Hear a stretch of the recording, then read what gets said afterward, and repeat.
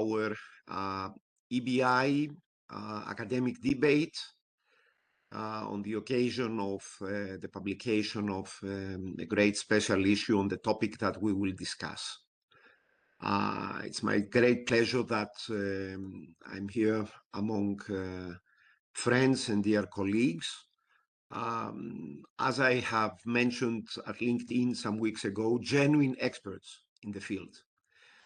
And the topic has not been chosen only because of its significance, but because under the guidance of Marta and Gabriela Gimignano, several people have worked on a special issue in relation to this topic, and we have the pleasure to have additional experts here who will discuss about, I would label it, the future of EU payments and to a certain extent also payment system, but mainly payments.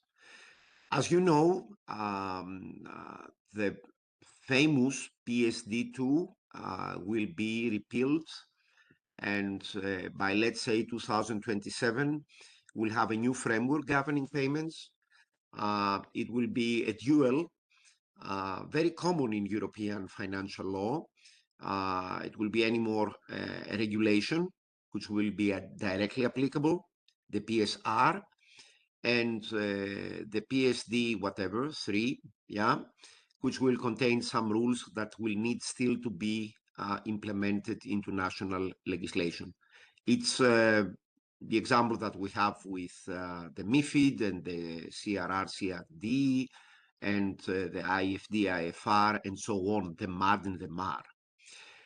In my view, another very important aspect of this new framework is that the PSD has been shaped some years ago, and it had repealed the PSD1, but still the PSD2 forms kind of the basis of other legislative acts.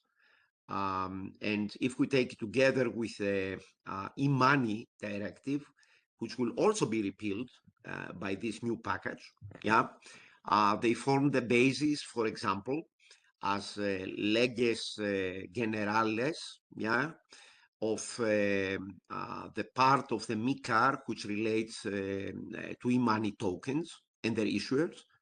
And of course, the PSD2 is referred to in the proposal for the regulation of the digital euro. So apparently it will have also to be adjusted. So it's not only about the application of the payment systems regulation itself, yeah, it is about the spillover that this will have on other elements of European financial and monetary legislation, because the digital euro regulation, once adopted, will not be banking, it will be monetary. Many thanks to you, Marta, and to Gabriela for having set up this event under the auspices of the EBI. We are very proud of that. You are a very active member of the EBI for years now, and you have managed to convince 3 distinguished experts in this field. And I give you now the floor, thanking Christian, Louise, and my dearest friend Filippo, yeah, for having joined us. Yeah. So, Marta, the floor is yours. Thank you, Professor Gortsos. Thank you, Christos, for the introduction, and also greetings and a warm welcome to everyone on my part, particularly to our speakers today. So Professor Christian Hofmann from the National University of Singapore, Professor Louise Damkjaer Christensen from the University of Southern Denmark, and Professor Filippo Zatti from the University of Florence. Thank you all for joining the roundtable. So just a short note on how we will proceed in a technical manner. We'll first hear all three speakers in the order of the introduction, followed by the Q&A session at the very end. Please feel free to share your thoughts or questions and comments in the chat. In the meanwhile, we'll address as many as we can. So just to recap, after having heard from all three speakers, Professor Gortsos will open the floor for the Q&A, and I'll be reading the comments in the chat and directing them to the speakers, also making it more dynamic, perhaps with a combination with Professor Gortsos. So thank you, everyone, and I'm also very much looking forward to the discussion, and I am leaving the floor to Professor Hofmann. Thank you.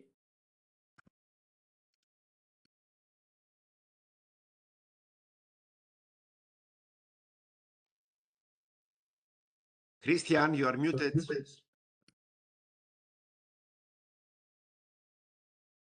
My apologies. I'm still learning my way around WebEx. So I was saying thank you very much for the invitation. Thank you, Marta, Christos, and all the organizers. It is a true delight to be here. My topic, and allow me to share my slides with you, will be the liability aspects of payment services, of course, in particular of the plans for PSR. And I will focus on, I hope you can see my slides now.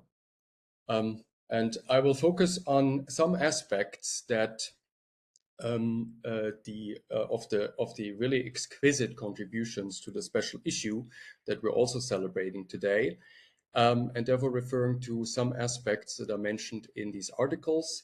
At the same time, I will spare aspects that my esteemed colleagues will present here, so I won't say anything about what I consider, just like my colleague, as you will hear, a problematic aspect, that digital payment tokens remain under-addressed, I would say, in the new framework for PSD3 and PSR, as well as the consequences that the introduction of CBDC in many jurisdictions and therefore also the digital euro might have. So these are topics which my colleagues will cover. So therefore, I will cover aspects of a potential shift in the liability regime from the current PSD2 regime to the new PSR PSD3 regime. And I would like to start my comments on the liabilities by saying that I consider the PSD a great success story. And I'm saying that because I remember the times before PSD, how the situation was in Germany, how difficult it actually was to build up a system for liability for fraudulent payment transactions, how the starting point actually used to be to treat any kind of losses like loss of physical money. So an equation of what we call commercial bank money with physical central bank money. And that, of course, was a completely wrong approach to take. We've moved away from that thanks to the PSD. And it's a great achievement also coming now from a jurisdiction where no PSD equivalent exists. I can really say it is a robust framework which one can very well work, and if it's lacking, then a lot of issues still arise, which the PSD has been addressing for well, since 2007. So I will start with the traditional PSD strategy, meaning what we currently see under PSD2, which is liability rules do address unauthorized transactions and thereby more or less ignore any kind of fraudulently triggered authorized transaction, meaning under the current regime, there is no reimbursement for transactions which are executed with the payer's consent. Instead, the default rule, we find that under Article 73 of the current PSD2 D2, unauthorized transactions must be refunded immediately. And the only exception there too is if the payment services user or payer, or sometimes called, the terminology varies, called payer, has actually facilitated this unauthorized transaction by fraudulent, intentional, or at least grossly negligent actions. Therefore, the main challenge under the current regime, and in that respect, I can really refer to one of the articles in the special issue, is to define the boundaries between grossly negligent and non-negligent behavior of the payer, because that's what the current liability of a payer for payment services user actually depends on.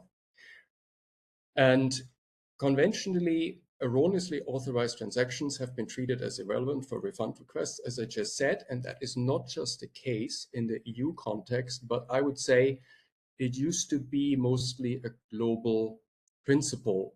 For as long as a transaction is authorized, there is no refund. It is what it is. The payor has to bear her own damage. But this trend is changing.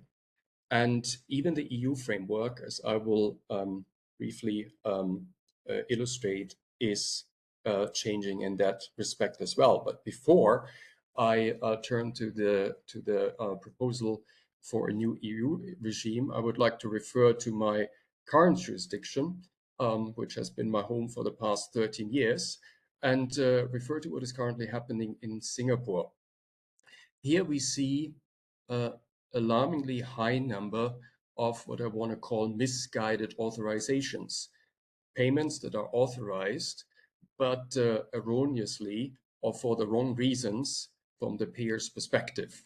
The well-known romance scams, the fake emergencies where somebody pretends to be calling because a close family member of the addressed person is in need of money urgently, or and what is very rampant here, too good to be true investment offers are actually used to lure gullible payers into making authorized but misguided transactions. And Singapore has just responded to this development in a very unconventional way. The focus is not on the payer and payment service provider relationship, but on what I would call community intervention. The public is urged to alert the police if someone is about to fall for such a scam, and the police can then instruct the payment services provider to freeze the transaction, so to prevent the loss from occurring. And that's based on the new Scams Act, which enables restriction orders that can be issued by designated officers directly to the payment services providers. And all of that is based on information that comes from the public, usually, of course, friends and family members of a potential victim. And the overall aim of that is to strengthen public awareness and societal vigilance, and to give the police a means to act in a preventive measure before the loss actually occurs. The UK approach is an entirely different one. It's a bit more conventional. It's the mandatory reimbursement scheme that has been enacted. It requires payment services providers to reimburse the consumers who fall victim to authorized push payment frauds, and applies to faster payment systems. It exempts all instances in which the consumer acted fraudulently or with gross negligence. Therefore, one sees the parallels, of course, to the regime, the EU similar regime, of course, which is in place in the UK for these non-authorized transactions. And the whole system is established, it's enforced, and it's coordinated by the UK Payment Systems Regulator. And to emphasize the point again, it comes on top of the UK rules, of course, that they have had for a long time for unauthorized transactions. So we're dealing here with authorized transactions in which somebody has fallen victim to fraudulent activities by scammers. So what is going to happen in the EU? We see a very cautious move in the direction of including authorized transactions into the liability rules of the PSD regime.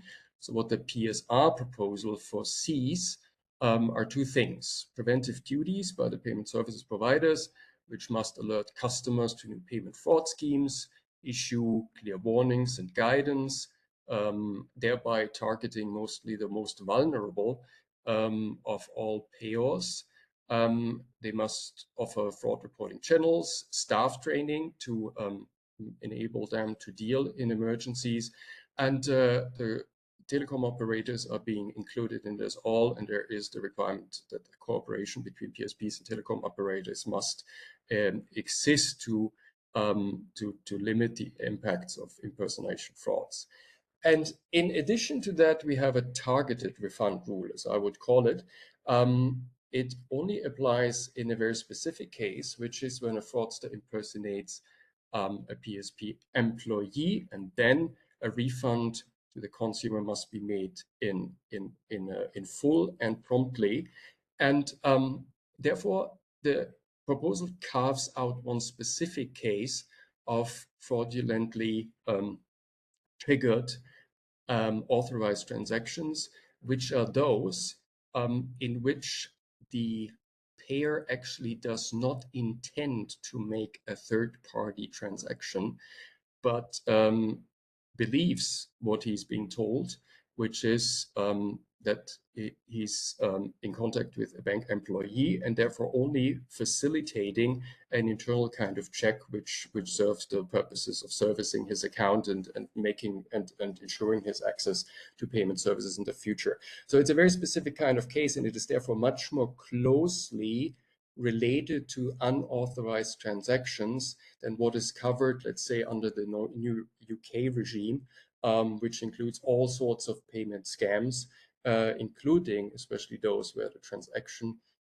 goes to third parties and it is intended to third parties. So therefore, one can say that this cautious view approach is somewhat aligned with the traditional approach and doesn't go completely in a new direction as compared to the traditional kind of approach. Apart from that, what else is to be expected? We heard it from Christos already, that we can expect a payment services regulation covering the private law aspects, and that includes, of course, all the liability provisions. A little surprising insofar as private law aspects were usually left to national law, whereas the typical regulatory parts, implementation of Basel standards, for instance, in bank regulation and the like, this is where we have recently seen, of course, a regulation kind of approach. And here for the PSD and PSR, it's the opposite, that the regulatory part remains in the directive, whereas private law issues are being transferred into regulation. Of course, that offers a good chance. So one of the authors of the special issue was criticizing the fragmentation of standards due to the fact that we have so far been operating on the basis of a directive and not a regulation. So we will be able to fight this fragmentation. But of course, the big challenge is that an autonomous interpretation from the perspective of EU law will become necessary. What we currently see in the proposal is there still are references to national law, but overall, of course, one can expect that terminology will have to be interpreted and understood in an EU autonomous kind of way. And therefore, one of the proposals of the Parliament that I've seen now is to delegate terminology and standards clarification to the European Banking Authority. And another aspect, once again, I can only refer to the very good articles in the special issue, is to what extent are currently unclear issues addressed in the reform projects. Well, in terms of burden of proof requirements, which on the national level, as one hears, have triggered a few issues, not refined, remain the same as before. Still a problem what actually constitutes gross negligence and to what extent PSP's term setting ability is limited by the PSD and in the future PSR.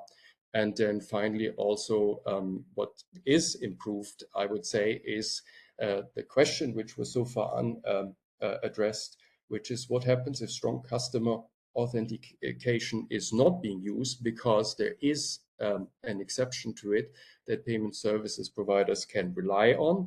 Now it becomes clear if there's a lack of strong authentication clarified, then there is absolutely no payer's liability. It's excluded below the threshold fraudulent behavior. That's it from my side. and I'm looking forward to my colleagues' presentations. Thank you very much for your attention. Thank you very much, dear Christian. There was a problem with your slides because we cannot see them running Oh, really? on the screen. Yeah, but we Apologies. decided there was a discussion in the chat. We decided not to interrupt you. Thank you also very much for being very, very precise and in time. Yeah. And Louise, you have the floor now. I hope it works now better with your slides, if you have any. Yeah. Thank you, and thank you for the invitation to be here today. I will just see if I can make my slides visible. Yes. So I will focus on consumer protection in the move from the PSD2 to the PSDR and the PSD3. And because I have a thing for the objectives or the goals of the reform, I'd like to start there because the aim of the PSR and the PSD3 is to try and provide a more harmonized, secure, and inclusive regulatory environment, which can foster innovation, but also ensure robust consumer protection and market integrity, which are all very important aspects as we try to make a single payment area. So the first objective is to enhance the security, for example, with combating fraud. So we have this new IBAN check so that we are certain that the payee, that the payer has listed as the recipient, will also be the person who actually owns the IBAN number that has been put in. And then we also have these new rules on the whole spoofing area. Next up, we have protection of consumers, where we have some new movements in transparency and information. So the account statements will have to show who you have paid to, so who the payee is, whereas it is now, sometimes when I look at my account statements, it says that I have paid something to a business that I have no clue what is, and first thing you think about is, oh, did someone steal my money?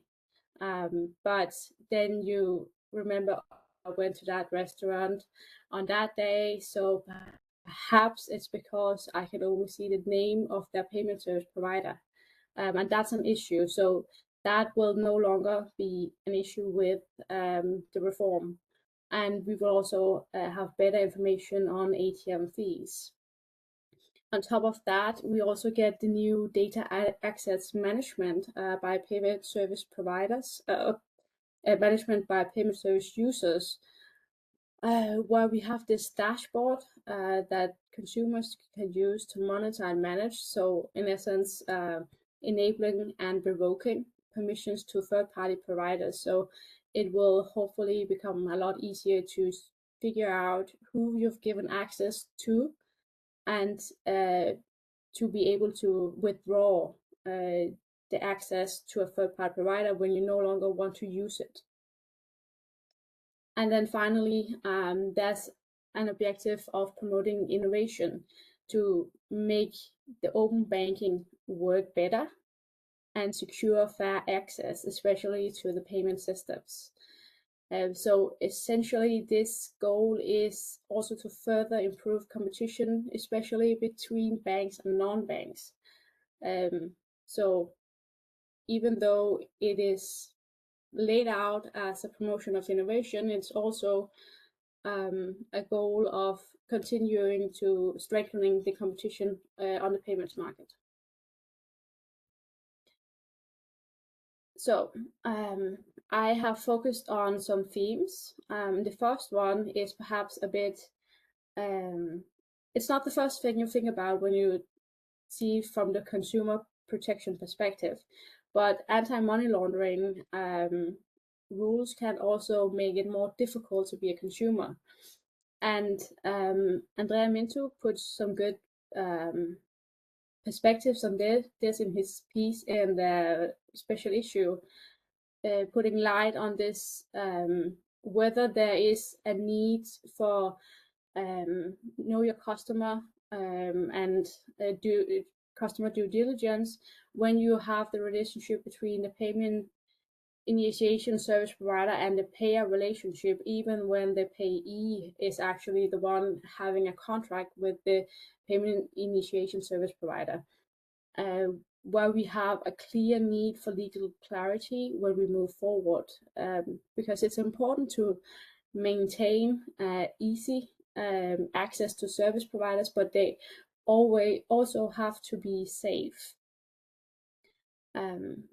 This also speaks into a prevention perspective, because it will also be, there will also be a focus on requiring that payment service providers keep the information of the sender when they're passing the money through a safeguarding account, which is essential because as it is now, some of these payment service providers have what we call a black hole, because when they move it to the safeguarding account and then move it forward to the payee, they don't always send the information of where the money comes from.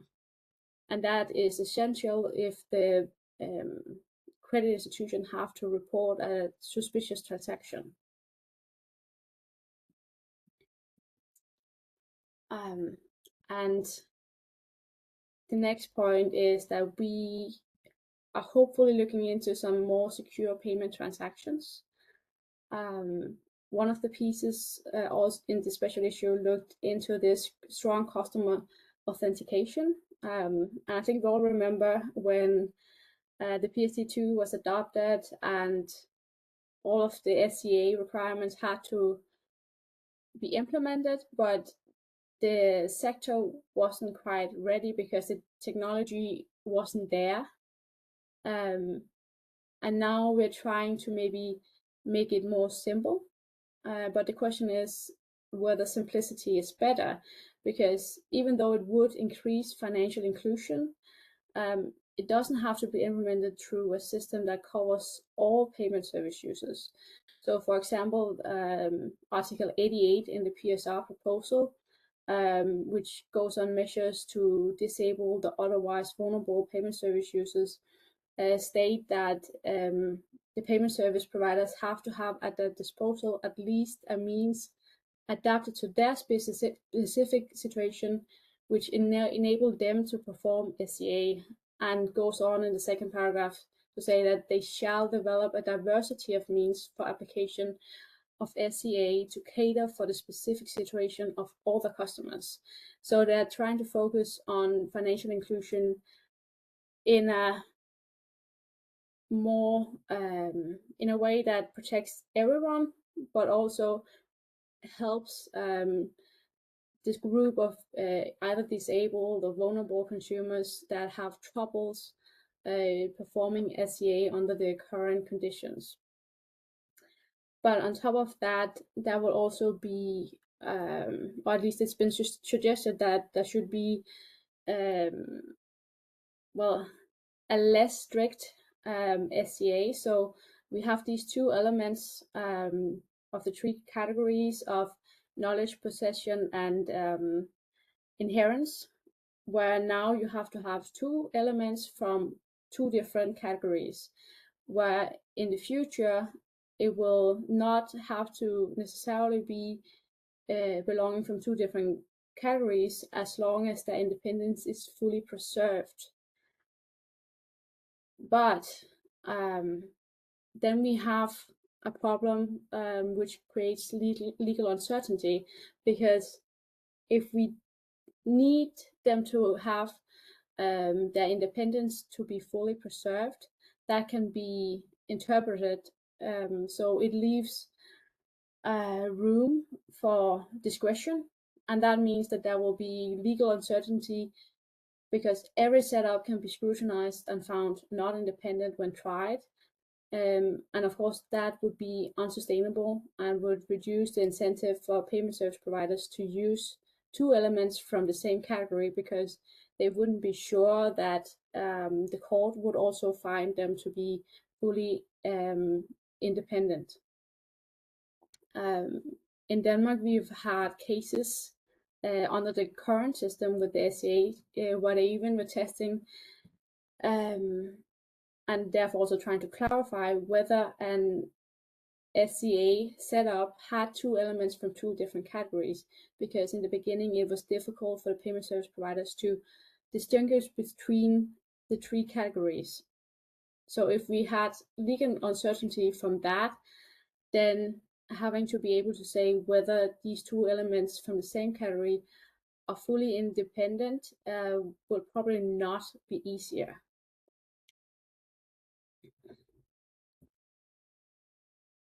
And this is another issue, because that would also mean if they were found to not be fully independent, then the SCA requirements wouldn't be fulfilled.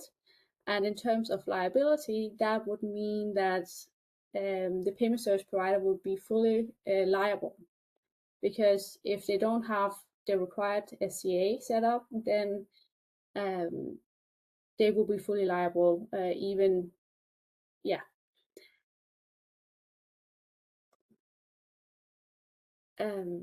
We also try to have, we have these rules being implemented where they're still a bit uncertain of how far they will go, because it appears that the Parliament and the Commission don't quite agree in case, well, in terms of this, how to prevent spoofing.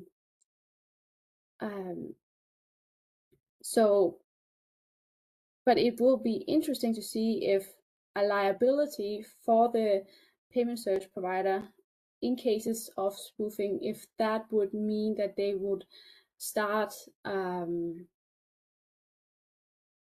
creating some sort of prevention mechanism so that we could lower the cases of authorized push payment fraud, which would be a very positive development. Another aspect is also that there will be a more effective fight against fraud, because it will be possible to have real-time data sharing between payment service providers, which also harmonize well with the similar opportunities coming in the anti-money laundering legislation. You could question whether this would be against the GDPR, the General Data Protection Regulation, and personally I would say no, because the purpose of this data sharing is to protect consumers' final data. So hopefully we will see much more secure payment transactions and less payment fraud, which also leads us to a light version compared to Christian's presentation on the liability, because liability for payment fraud have a great impact on consumer protection, because it is very burdensome for the consumer to have to bear the full loss in the cases of authorized push payment fraud as the rules are now. In Denmark, we have one case before the second highest court at the moment, where they are fighting not to be fully liable as a consumer when you have been called up by someone acting as a policeman, saying you need to move your money because someone's trying to steal them, without saying that that person is the person calling you. And then the consumer becomes fully liable because she authorized all of the payments. And this will be changed with the PSR, but that might also leave a different balance between the payment service user and the payment service provider, because that would be burdensome for the payment service providers. But as I said before, that might also incentivize them to make a safer system. And then it was questioned in the special issue whether there is harmonization on unauthorized transactions. Because sometimes you try to send some money and then something is changed underneath the technology, and meaning that the money don't go to where you thought they were going, or the amount is different. So is that unauthorized or not?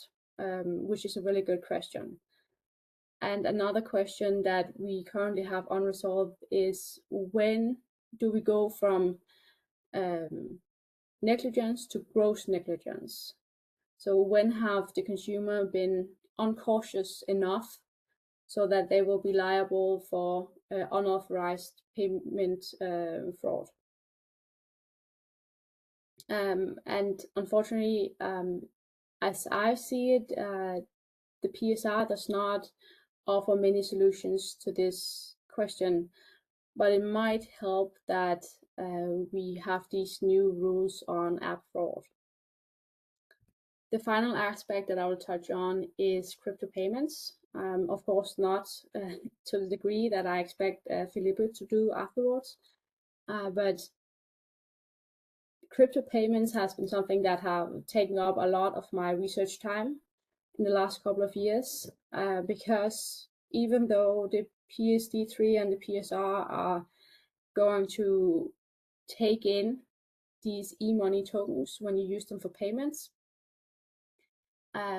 it doesn't cover all crypto assets and the payments with all crypto assets. If we first look at the issuance versus transactions perspective, then the rules on issuance will be in MiCA, but the rules on transactions and so forth will be in the forthcoming PSD3 and the PSR, because the funds definition have been changed to include the e-money tokens.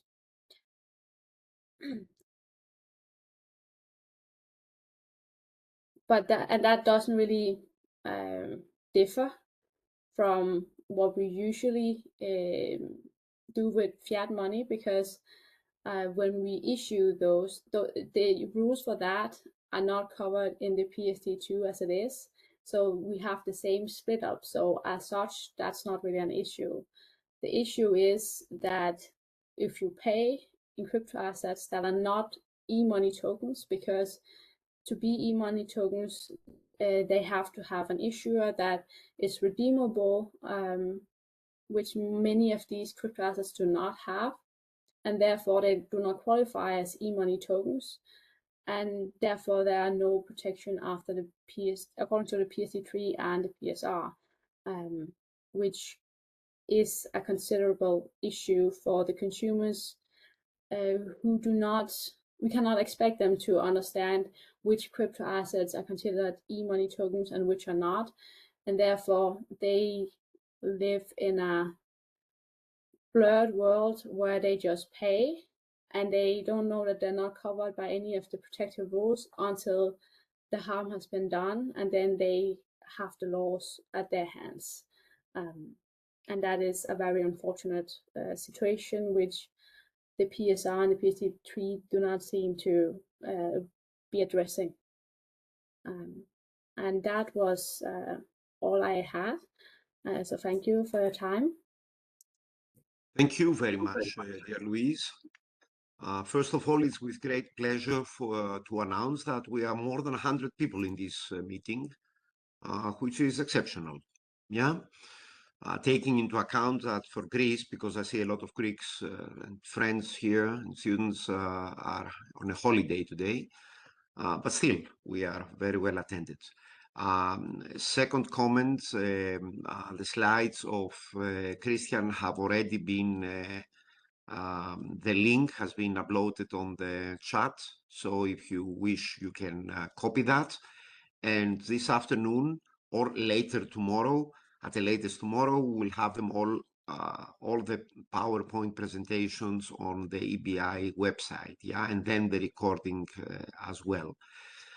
We already have some questions. I have myself a question for you, Louise, but this will come later. in relation to the MICAR. But before that, let's give the floor to Filippo.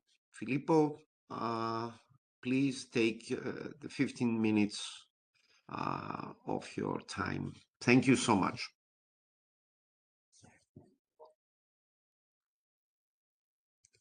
You are muted, Filippo.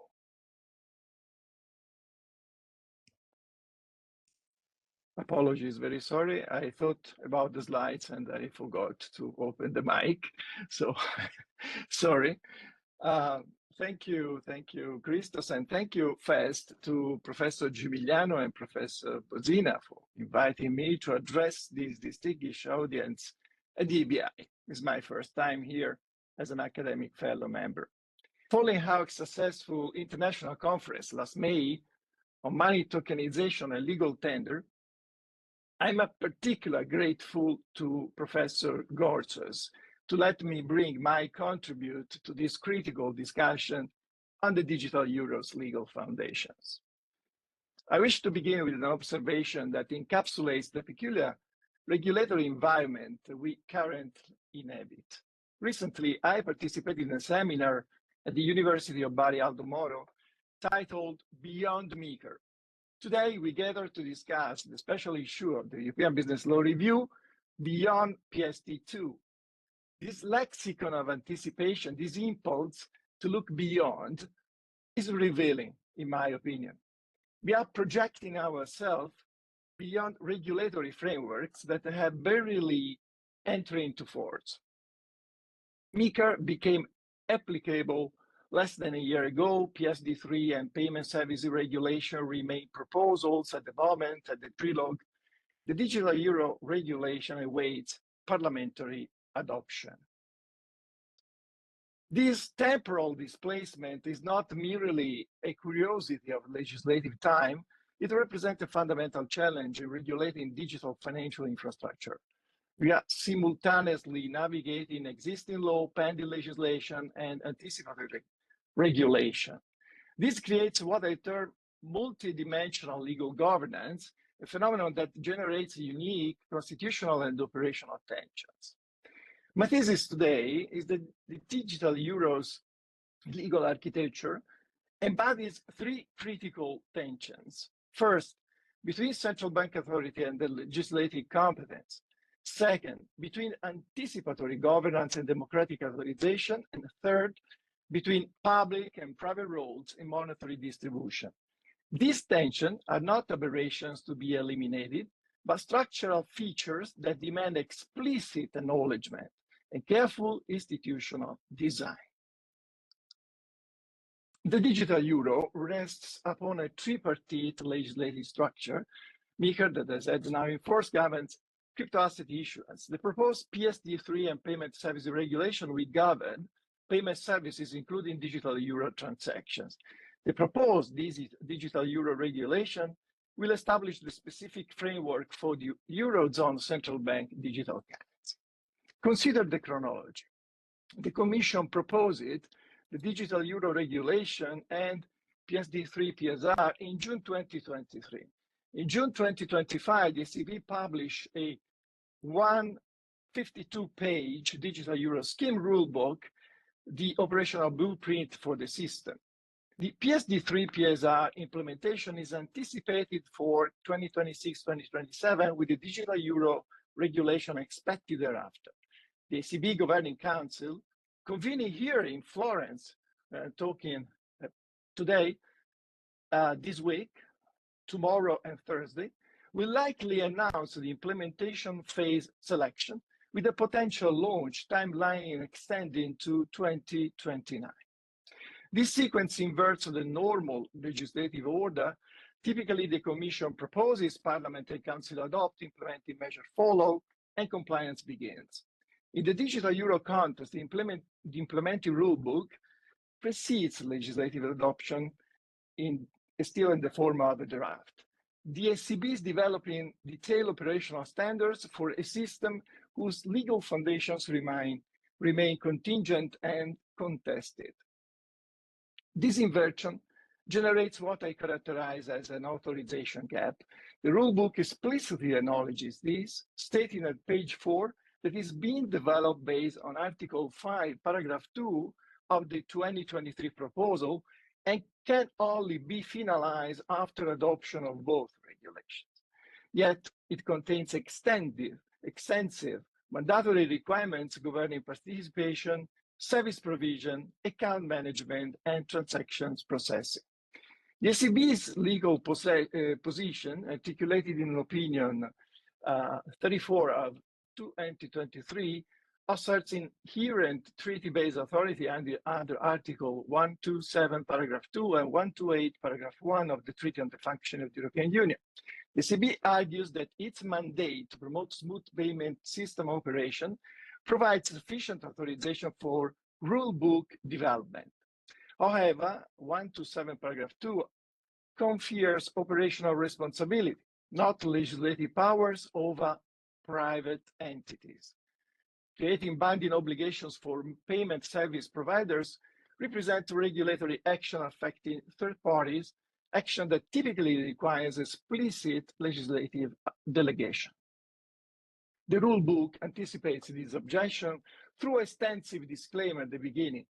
It is, quoted, working documentation, quoted, implies no commitment and lacks approval from ECB decision-making bodies. Yet market participants are investing substantial resources preparing for compliance. This creates what I term a legal gray zone, formally non-binding, but generating de facto normative expectations. And this raises four critical concerns. First, democratic legitimacy. Detailed operational rules are being developed for a system whose legal framework has not received parliamentary approval. Second, legal certainty. Market participants face investment decisions based on potentially mutable foundations. Third, ultra-vires risk. The ECB's preparatory actions may exceed its conferred powers. Fourth, institutional balance. Anticipatory rulemaking disrupts the constitutional sequence of legislative delegation and regulatory implementation. So the Commission Digital Euro Regulation proposal explicitly incorporates PSD3 PSR as foundational law. In the Article 5, it's a foundational link between all these legal provision, legislative provision. As I said, the Article 5, Paragraph 3 provides that digital euro payment services shall be regarded as payment services within the meaning of PSD3, and that supervised intermediaries shall comply with applicable obligations set out in PSD3 and PSR. This integration is conceptually revolutionary. Article 3, Paragraph 23, amended the 4th 25 paragraph of PSD2, defines funds to include central bank money issued for retail use. The first explicit incorporation of a central bank digital currency into EU payment services law. This brings CBDC within the same regulatory universe as commercial bank money, electronic money, and indicates of categorical separation between public and private monetary forms. However, the European Central Bank's rule book treats this relationship differently. While acknowledging the legislative connection, the rule book develops parallel operational standards covering account management, transactions processing, authentication, and security that substantially overlap at the moment still with PSD3 PSR requirements, yet are elaborated independently. This creates three specific legal tensions. First, the licensing questions. Are digital euro intermediaries exercising existing PSD3 authorization, or do they require additional permissions? The Commission proposal suggests existing licenses fees, but the rulebook's participation requirements exceed baseline PSD3 standards. Second, the compliance question. Payment services provider must satisfy both ECB rulebook requirements and PSD3 PSR obligation. When this conflict, which takes precedence, Article 5, paragraph 2 states ECB rules operate within the framework of the regulation, but the hierarchical relationship with the PSD3 PSR remains ambiguous. Third, the supervisory question, PSD3 establishes national and EU-level competent authorities. The rulebook creates ECB oversight functions. When the ECB acts as a scheme operator, is it subject to a PSD3 supervision? This generates a circular reference problem, a payment system simultaneously operator and supervisor of itself.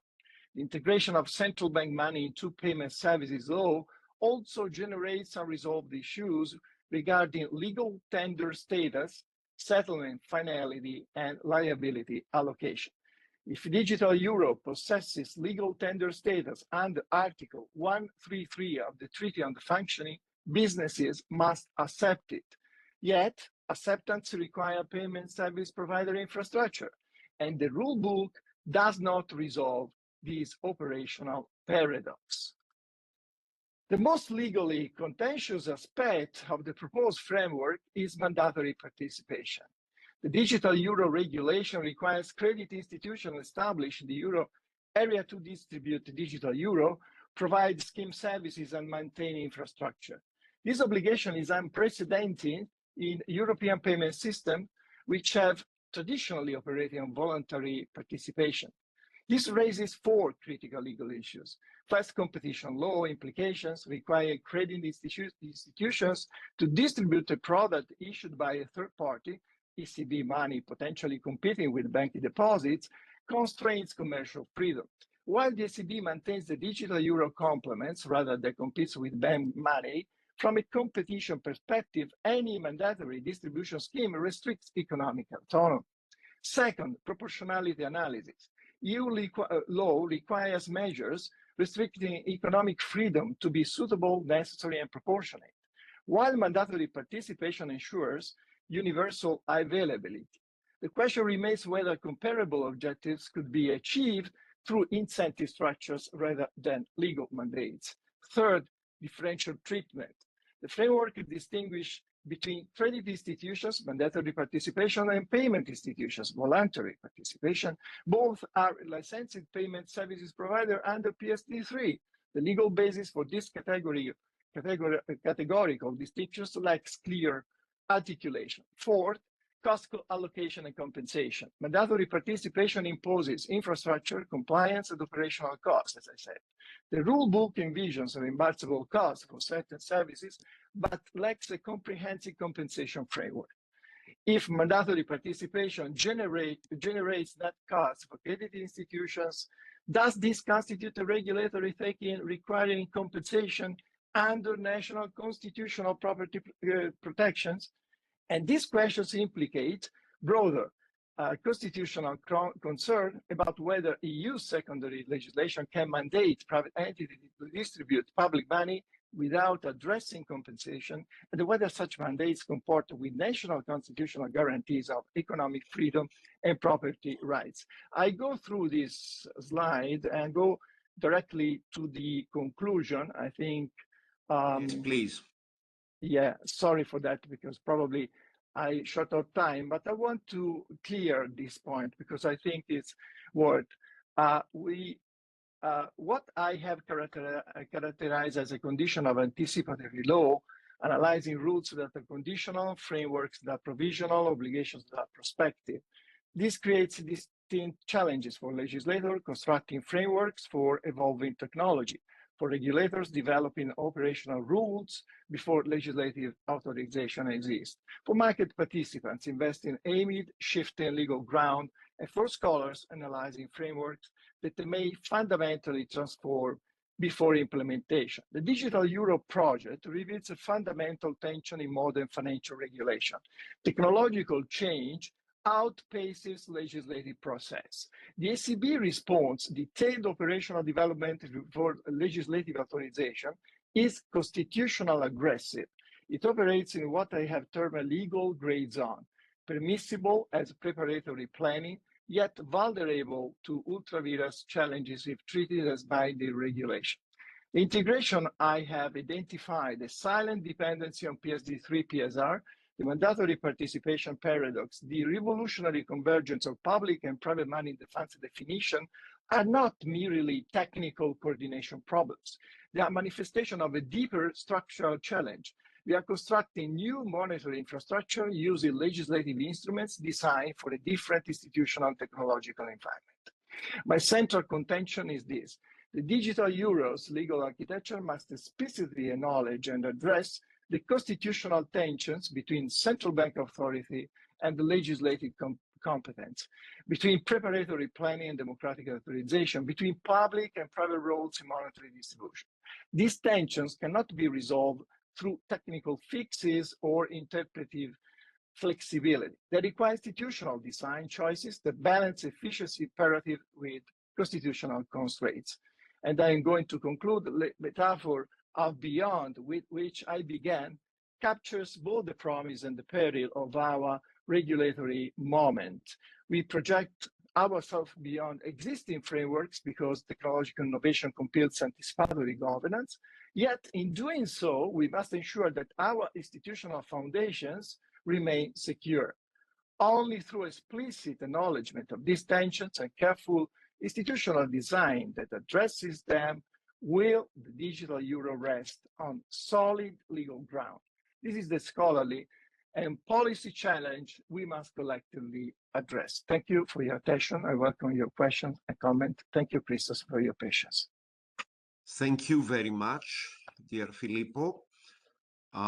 It's not only my patience here, it has to do mainly with several disagreements I have with some of your points, to such an extent that when I will teach the next time my course on the digital euro, I will put your slides because they are excellent, and I could comment on each and every point on which I would disagree.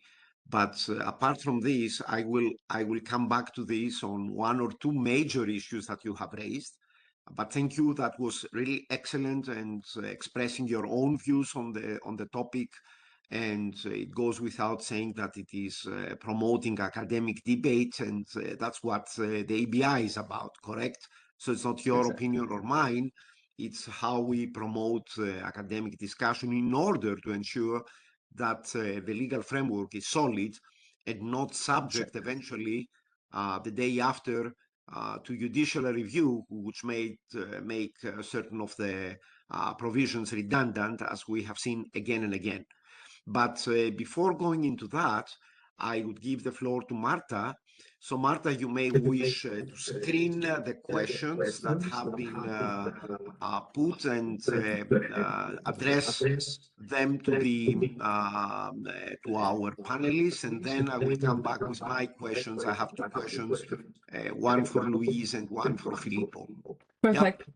Perfect. Thank you. Thank you, Christos. And so after having heard from all three panelists, these were really excellent discussions, and I can see that they have given our participants some food for thought. And the first question that we actually had was for Professor Hofmann. And if we understand correctly, Singapore focuses on friends and family, being aware that others are being scammed to combat payment fraud. And are there any first results of this approach? And is this approach at all effective when we assume and know that victims are sometimes silent because they're embarrassed of their experience of being scammed? So in response, I must disclose that my answer is purely speculative because it's such a new law, a new authorization for the police to intervene, that to my knowledge, we don't have any data yet. However, the impetus for this approach actually came from experience that it was particularly family members and close friends alerting to the police to the fact that one of their close friends or family members is about to fall for a scam, and actually asking the police for help.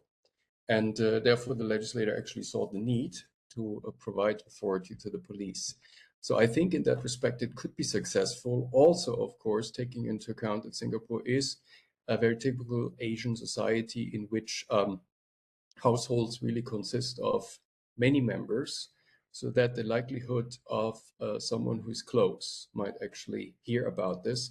And ideally, of course, in the phase where preventive measures are still possible, especially when it comes to love scams, but also to these too good to be true kind of investment proposals. It is usually a situation in which somebody doesn't just rush into it in a matter of minutes, but it's a longer, let's say, a few days maybe.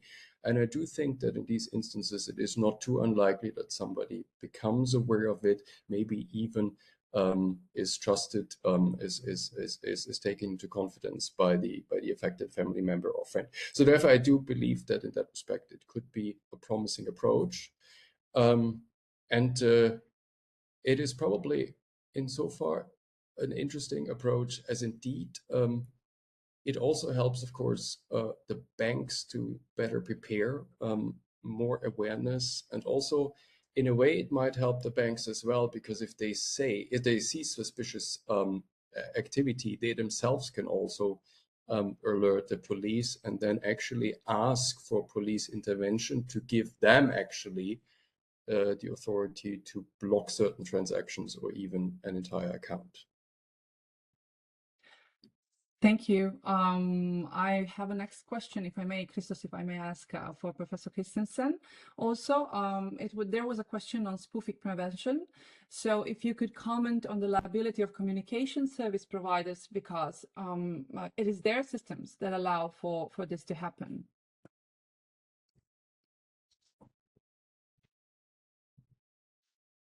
So the question was for Professor Christensen. I don't know if I've mentioned. Yeah, apologies. I thought you were talking to Christian again. Well, I think this is a difficult question to answer, because one of the new things with the PSR and the PSD3 is that it dissects more whether you're specifically a payment service provider or if you are a technical service provider. But already in the PSD2, we had this distinction in liability between third-party payment service providers and the account servicing payment service provider, where the account servicing payment provider are, in the first instance, they have to pay out the money to the victim, and then they have to settle the liability with the third-party payment service provider. And at least now, I don't recall it entirely, but I'm pretty sure that we keep the same sort of distinction. So I don't think it will be impossible to make the communication provider liable if the fault was in their system, because that's what matters as it is right now, that if it's the service provider who is responsible for the system that faulted will also be liable. And I think, at least to my observations, there have been a higher, well, we have seen more, a better tendency to let the technical service providers to also be more responsible in their provision of services under the new regime. Thank you, Louise. Maybe perhaps before taking the questions that were directed to and are directed to all our panelists, I would like to first direct the question to Professor Zatti, because we have two short questions and comments on Professor Zatti's intervention, and then we can return to the questions directed to all of our panelists. So just to give also the place and space for Professor Zatti. So Professor Zatti, could you elaborate a bit more on your thesis with regards to the Digital Euro proposal and its link with or risk to the tension with the national property laws? And the second comment was, do you consider existing ECB governance framework being adequate to handle its additional roles in the Digital Euro scheme? Thank you, Marta. And the very critical questions. Let me say before answering what and highlight what Christos said. Here is not important to be right. It's important to help the EU to be solid, because we need to think not only to our generations, but to the next following us. So when I feel, because it's something more than only a legal thought about this, that we have a problem with the mandatory participation, I think that we can anticipate all the constitutional level problems that we can have in case we do not do, considering the jurisprudence of the EU Court of Justice and all the, and thank you, Marta, for putting together these two questions, the very complex architecture of the ECB governance. So I want to think to the Italian constitutions, but I do believe that we have the same problem potentially in most of the constitutions of the EU member states.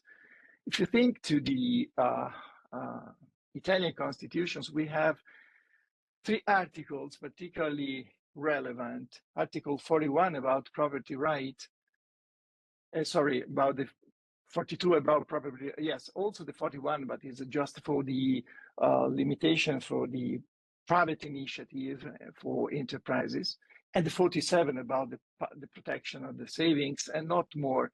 I'm just very roughly saying that because for the limitation in time. But when I mean 41, 42, 47, I say the roots on which are based is based the constitutional dimension of the economy relationship. So the tension could be in the moment where you create a sort of regulatory takings. Regulatory takings is not an European legal doctrine, is more American, but the is a tension where you have to consider the state doesn't take title, but imposes regulations that effectively deprive owner of economic use or forced provision of services. Compensations may be required if a burden is excessive. So I think we have to anticipate this and avoid, probably I'm wrong, better in my opinion if I'm wrong, but I think as a scholars, as legal scholars and EBI components, we have the duty to make it emerge. The second point about the governance of BC, I think I have no title to say that, but obviously I have to, as a result of what I said before, I have to highlight the potential problems that we have in concentrating many powers in the same authority and the same institution, a EU institution. Obviously, I think we can overcome these problems. There is no a fundamental constitutional problem because we all understand that the digital euro is strategic, is important. And my worry here is to find all the ways in order to be a very good project for the future, not only of the Eurozone, but probably of the world. Thank you. Thank you, Filippo. I don't know, Christos, do you want me to continue with the questions directed to our 3 panelists? We have 2 of those for now. No, you go on, and then I will close with some questions and considerations. Perfect. I did not want to you go use up all the time. Thanks. Okay. Thanks. So we have 2 questions directed for all the panelists, and you can choose if you wish and feel like you want to address this specific question. So the first one asked, well, Israel enacted a payment services law in 2019 based on the PSD2, but this doesn't include an exception for customer negligence to avoid disputes between the customer and the PSP regarding the degree of the customer's fault, disputes which would likely be decided against the customer. So even if the customer was grossly negligent, they're still entitled to compensation. And the question is, what is your opinion? What is the opinion of our panelists about this approach? The second shared question, so to say, is about Article 83 of the PSR's revised transaction monitoring requirements. The amended provision now requires PSPs not to only detect, but also prevent fraudulent payments, through the pre-execution monitoring.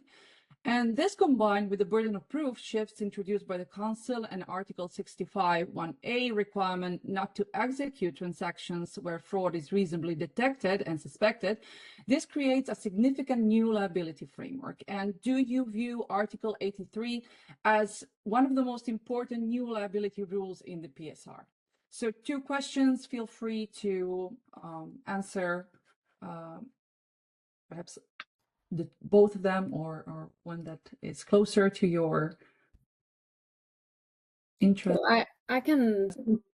Sure, Louise, go ahead, and then we. Yeah, well, I think I should. The first one with Israel.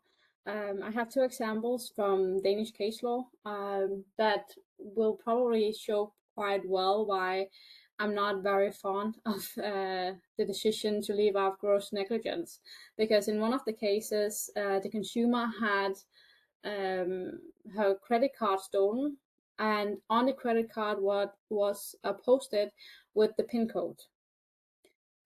So that is grossly negligent, and therefore the bank did not have to pay out because, well, she was liable herself. And in the second case, we have a app-based, so on your cell phone you have to install an app where you have to use your passport to set it up so that we know that it's you. And then whenever you do a transaction, you have to go in and swipe it, where it will show you the amount and the payee. And in this case, the person was trying to confirm a transaction of 1,200 to a flight company for some airplane tickets. But the person didn't read what it said before swiping. And it actually did say 12,000 to a different payee, so the person that was trying to steal the money from him. And he just swiped because he didn't bother to read it. So that was also grossly negligent. And that just underlines how, well, not careful consumers can be. And by removing the grossly negligent part, it just invites in moral hazard. So there shouldn't be that easy access to remuneration for grossly negligent consumers. Thank you. Christian, if I could, yeah, add my opinion to that. I have a slightly different take on it. I find it actually a refreshingly innovative approach, insofar as I believe that the approach that we see under the PSD, it's questionable actually whether it is very effective. And I think insofar as if you ask around Europe what one of the major legal issues with the PSD2 regime when it comes to liability of payers versus payment services providers is really the question of how to define gross negligence and stark deviation, not just among countries but also among courts when it comes to rulings on that matter. What one also sees, I believe, is that there are relatively few disputes that actually go to court, which means that it seems that in most cases, banks do shoulder the damage resulting from unauthorized transactions, because that's what we're talking about. We're only talking about unauthorized transactions here, and therefore a payer enabling an unauthorized transaction with gross negligence, that actually the the banks seem to shy away from being too resistant to reimbursing, to refunding these amounts, based on the fact that probably a dispute is more expensive than covering the loss, given that, and that's my other observation, that in the court cases I see the amounts are relatively low. And thirdly, the burden of proof problem, of course, always arises. And the current wording of the PSD2, which isn't supposed to change under the PSR, is still very problematic, because one does really wonder to what extent actually courts can rely on typical factual patterns, which ultimately lead to a reversion of the burden of proof, insofar as ultimately the burden of proof is on the payer, for whom it is almost impossible to actually prove the lack of course negligence, if one follows this approach, that a typical fact pattern actually points in the direction of course negligence.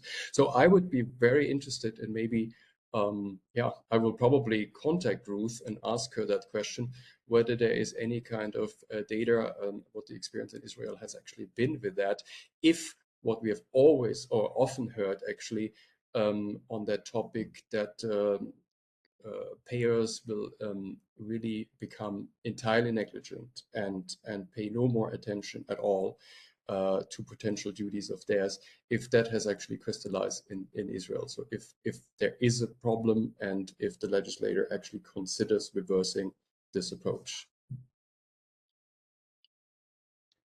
Thank you. I don't know if anyone else wishes to chip in with another comment, or if that if we with this we have concluded the Q&A written in the chat and the Q&A session with the questions posed by our participants, then perhaps it is time for me to thank all of our panelists from my side, and for their really knowledgeable answers, and for opening up this this debate so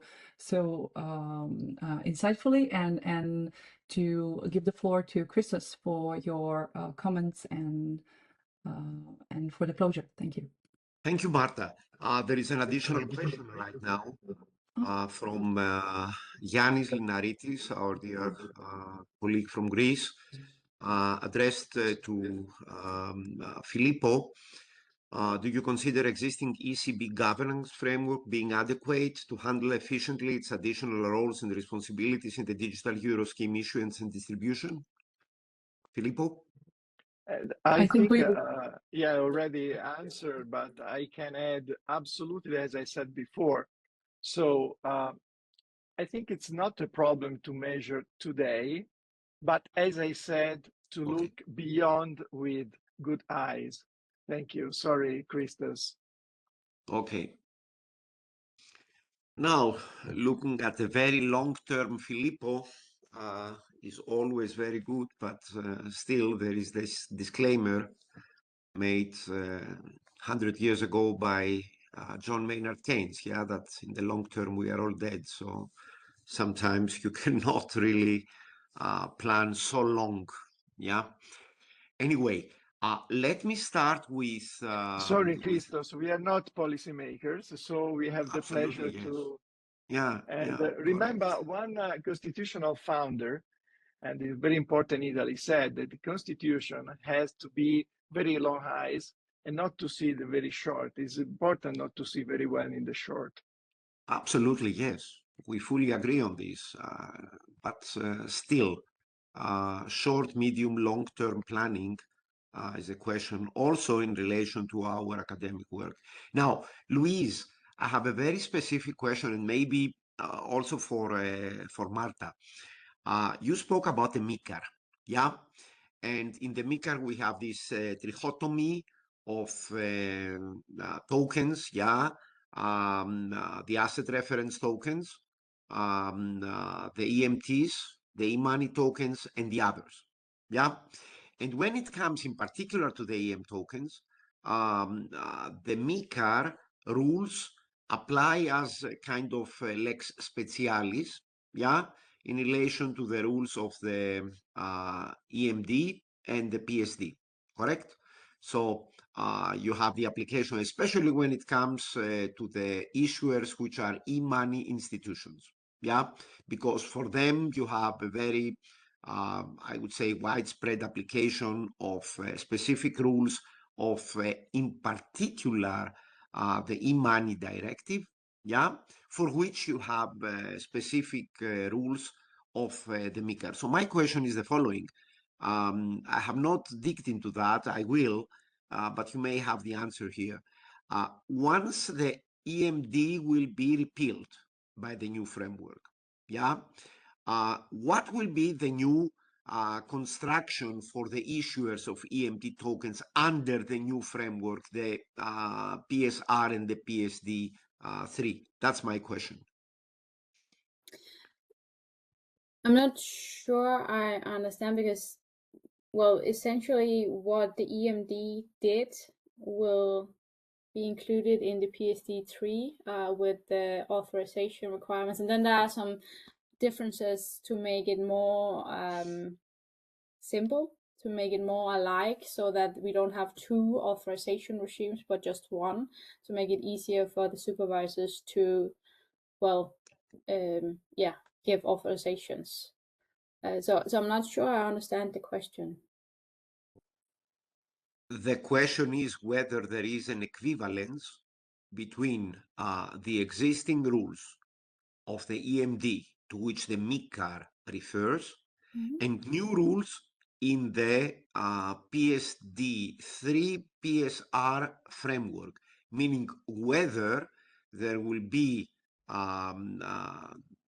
situations, yeah, in which the existing framework governing the issuers of the e-money tokens would be challenged. That's the question. Well, I think it will be stronger in the new system because they are being treated equally, whether they are e-money issuers or payment service providers. So I think it will be a stronger system because we have one system instead of two. So maybe not entirely. You might need to dig into it as well, but that's at least from my perspective that it will be stronger. Okay. So you think that Articles 48 to 58 of the MiCAR will not be affected in that respect, and the obligations imposed on EMT institutions? That's your conclusion, kind of. Yes, that I won't put my head on the block, but yeah, I don't think it will change that much. It's still about the issuance and the rules of doing the white paper and the issuer being redeemable of the tokens and so forth, because that's a requirement to be part of the PSD3 and the PSR. So I don't think that it will make it more difficult, at least. Okay. Marta, do you have any comment on this? No, I mean, I don't wish to, I think that I also kind of agree with Louise. It's well, it's a tension that is apparent in this at this stage, and I think that the key policy question is whether the Commission will use this reform opportunity to harmonize the PSR's baseline requirement with the MiCAR's IMT rules. So, or whether this tension will continue even in the new framework. We'll have to see. So, okay. Thank you very much. This is a point for further consideration. Yeah. What is here the comment by Despina? Hi, Despina. On MiCA PSD relationship, more generally, you can also look at the EBA's recent no action letter, which I also discussed in my contribution, and the various tensions there. Yes, I have seen that. I have seen the no action letter, but still, there are, in my view, some ambiguities there. But I think the point is to be further discussed. Dear Filippo, again, thank you so much. At high level, there is no doubt that you have put the fingers on the big issues. And I cannot but fully agree with you that whenever you have a system operator, the system operator cannot be at the same time the supervisor of the system. You are correct on this. Yeah. But what about the target system? The target system is operated by the ECB, and according to the treaty, Article 127, paragraph 2, the ECB is required also to oversee all the large value payment systems. So this problem is already in place. Yeah. In principle, however, you're absolutely correct. Let me go to the legal basis, which I understand is your concern, whether we have here a solid legal basis. I think that this has been discussed from the beginning of the project, yeah, and I remember some leading papers, in particular one in the Common Market Law Review and elsewhere by Ben Geva and Seraina Grunewald and Corinne Zellweger-Gutnecht, yeah, in which they had been discussing the various potential legal bases, yeah. And apparently, 90% of your concerns would be absolutely valid if the legal basis would have been Article 128 of the treaty. Yeah. So if the digital euro would have been established by secondary legislation of the ECB. Yeah. But now it is Article 133 that has been taken as the legal basis. And it is very interesting to note that Article 133 has never been used before as a legal basis. Yeah. So I don't know whether when they inserted that in the treaty, they were thinking 30 years ahead for the digital euro. Apparently, it was not the case. But still, it is a so-called enabling clause, if you wish, yeah, which would allow the ECB to act under a mandate by the co-legislators. Yeah, so the co-legislators in the digital euro proposed regulation and in the regulation, if it were adopted in its current form, will be the masters of the game. And all the powers given to the ECB will be given by the co-legislators. Yeah, so I do not see in that respect any major problem of democratic legitimization in that respect. Once Article 133 was, in my view, correctly has been chosen to be the appropriate legal basis. And on the legal tender status, you are again correct. And I know your concerns. Yeah, they are very well documented in several of your papers, which I'm currently commenting because I have to finalize the paper for your conference. This week is the week I finalize the paper for your conference. Yeah, but still, yeah, the legal tender status is a legal construct, if you wish. Yeah. What is legal tender is what the law wishes to be legal tender. And the legal tender status is given under EU law, either according to the treaty, yeah, Article 128 for the banknotes, or under secondary legislation for the coins. For the coins, the treaty is silent. It is the regulation of 1997 establishing the euro that gave the coins a legal tender status. So the legal tender status will be given by a regulation, and this time not only of the Council, but of the Council and the European Parliament. Correct?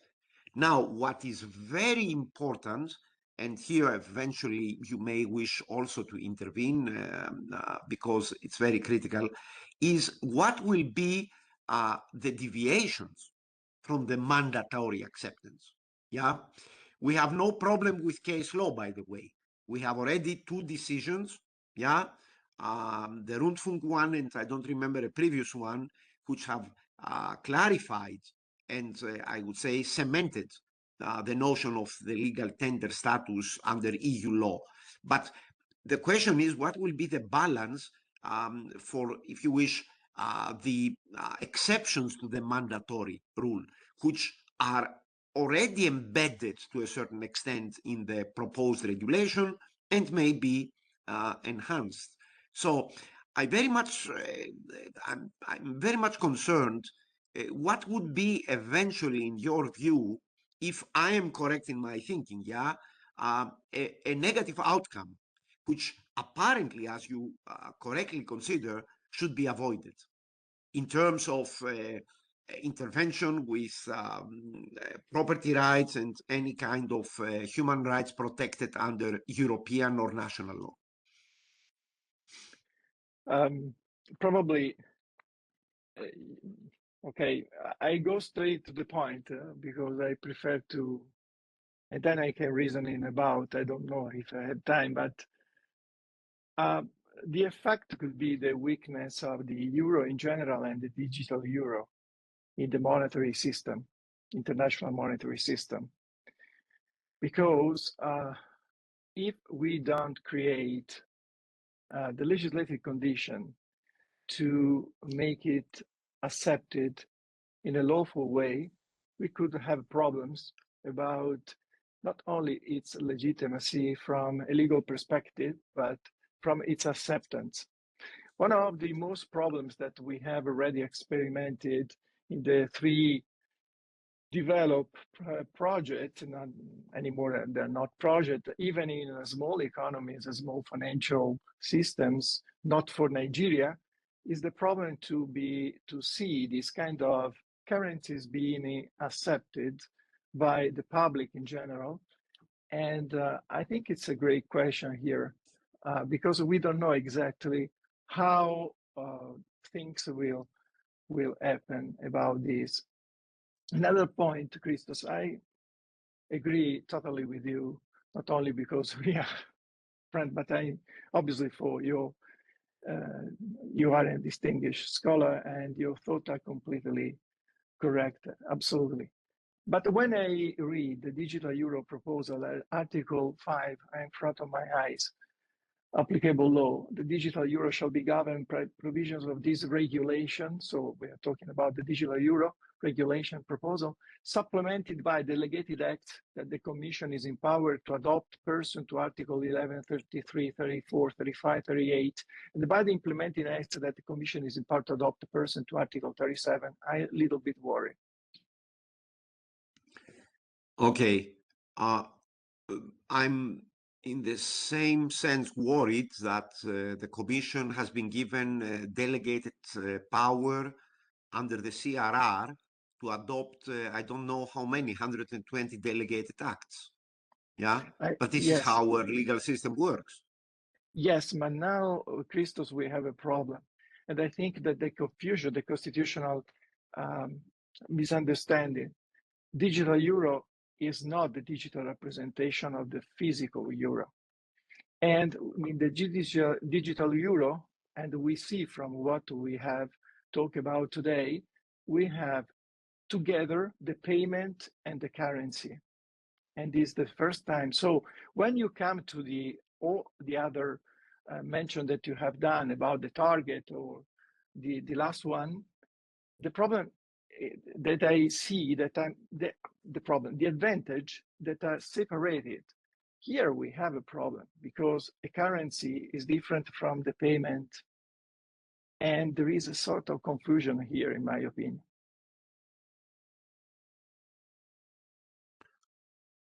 Okay.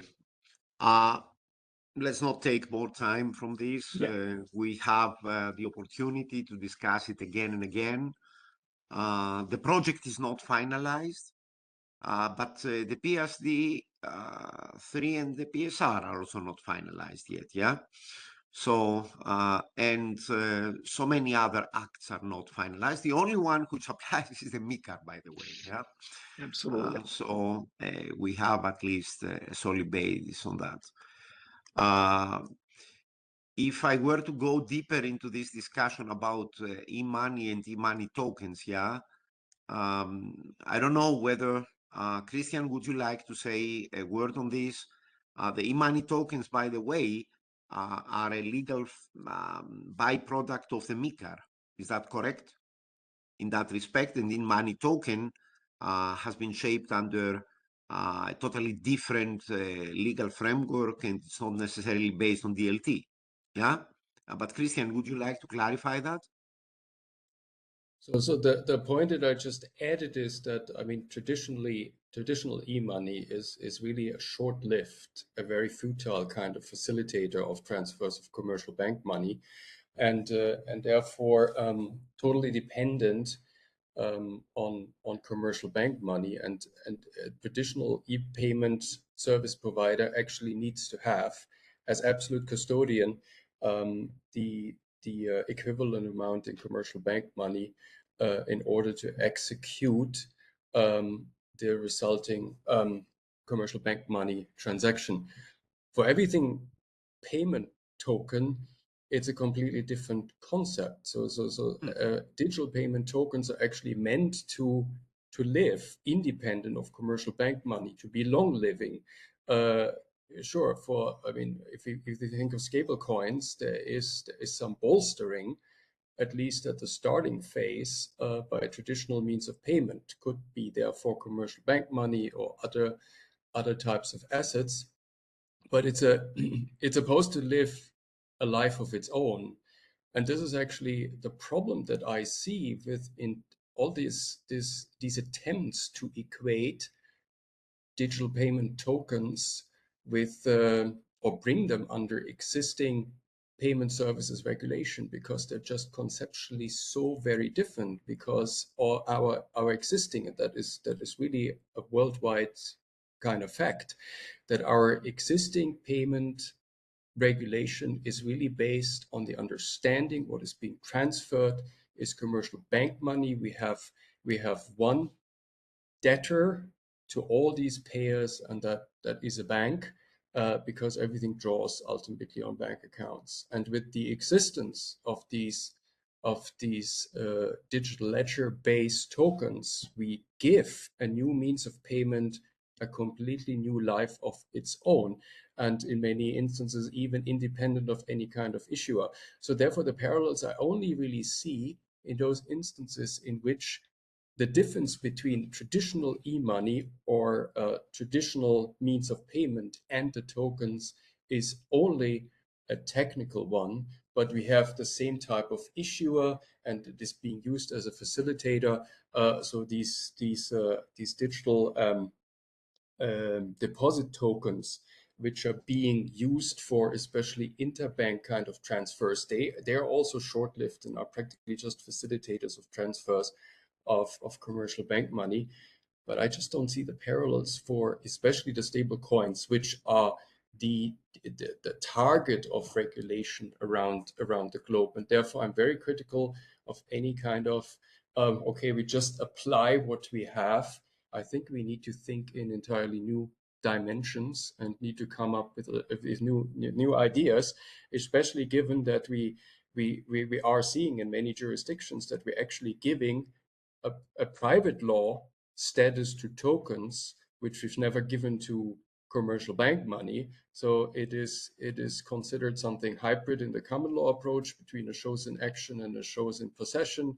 Even civil law jurisdictions now are considering giving real property rights attached to tokens, and that makes them a thing. I mean, a thing of its own, and therefore the similarity with commercial bank money, which is really purely an electronic ledger in the accounts of banks, it's just not there, and therefore we don't have this one central organization which we hold as a in all default scenarios kind of liable like a bank. We just don't have that. And the advocatus diaboli would ask you, do you consider that the stable coins are means of payment? Yes. Only? I mean, what do you mean by only? Are they means of payment? Yes, I would. The I asset would referent code only? No, I would. Do they No, have just other not just attributes?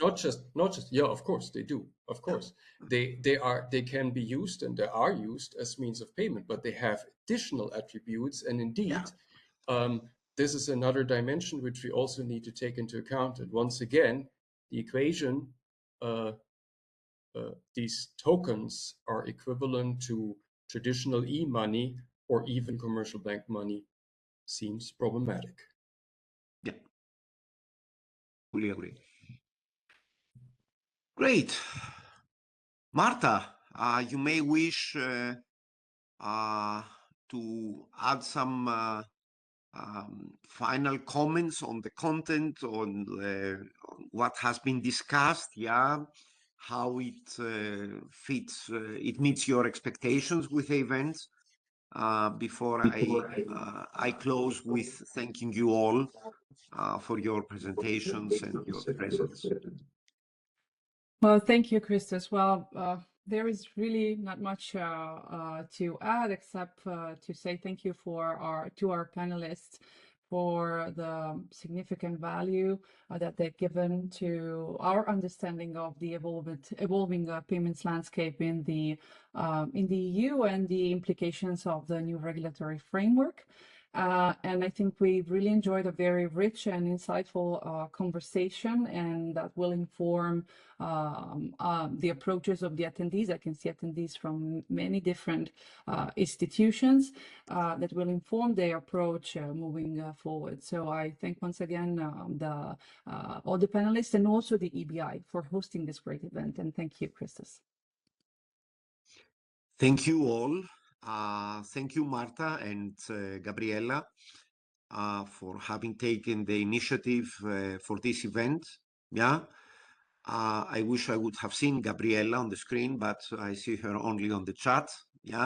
Hi, Gabriella. Thank you so much for this. So many thanks to Christian. You are currently in Singapore, correct?